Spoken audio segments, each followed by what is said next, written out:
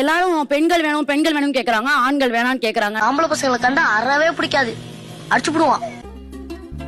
வாய்ப்பு கிடைக்குது ஆண்கள். திறமை இருக்கணும், அதுக்கேத்த மாதிரி திறமை இருக்கணும்.